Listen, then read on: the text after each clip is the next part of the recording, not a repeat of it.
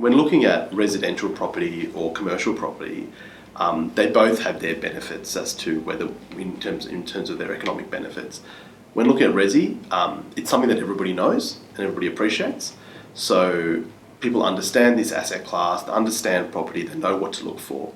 Personally, I think commercial real estate is a strong investment opportunity right now, given where the rental yields are for commercial real estate. But given today's type of business and the way it's being run at the moment, with places like Watso and WeWork, and the difference in the change in the style of businesses, it's really important to understand the underlying industry underneath that commercial real estate. So areas like health, aged care, childcare have longevity. So buying commercial real estate in those sectors, I feel, are strong investments, but buying general commercial real estate, there is a lot of risk attached to it. So commercial real estate normally has higher rent and higher vacancy, because if an office building is empty, it could be empty for 3 months, 6 months, 12 months. But then when someone rents it, they rent it for 2 years, 3 years, 5 years. So it's rented for big chunks of time. So for example, if you look at an office building, a corporate may rent it for 5 years. So you've locked in your period of rent for 5 years. However, when their rent finishes and if they decide to move, that place could be vacant for 12 months before the next person comes in. And then with commercial real estate, you've also got added costs potentially, where the landlord has to chip in for refurb and stuff like that. So fit outs and things like that in the commercial real estate, or rent-free periods. There's all these commercial negotiation on rent that comes into play. Versus with resi, it's pretty standard. It's an investment property, it's an investment property really, if it's an investment. And then you've got straight rent, you pay strata or council rates or maintenance cost or whatever it is, but it's fairly standard. It's something that everyone knows. Whereas commercial, you've got that other stuff that you've got to factor in.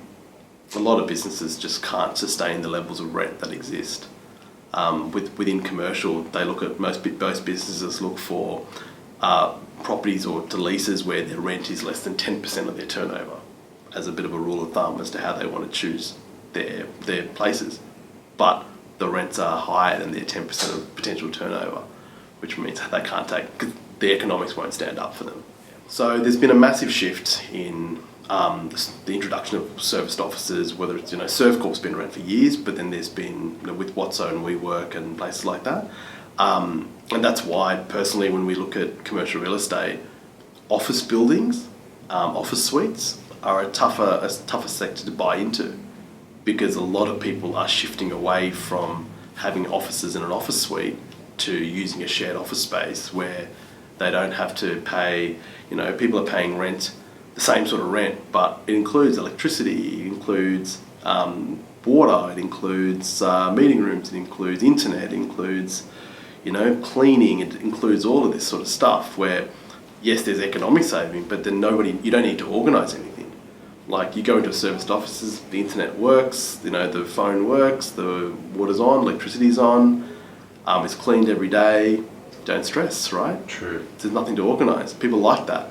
Everyone's time poor, but people are happy to pay a little bit more for that. But now the rent is the same price as renting your own office with all that covered. Less responsibility. Less responsibility, less maintenance, less ownership when it comes to that sort of stuff. We're shifting, the next generation is shifting more to experience and service rather than ownership, and they're happy with that. And they like the fact that they can close up, go, it's fully maintained.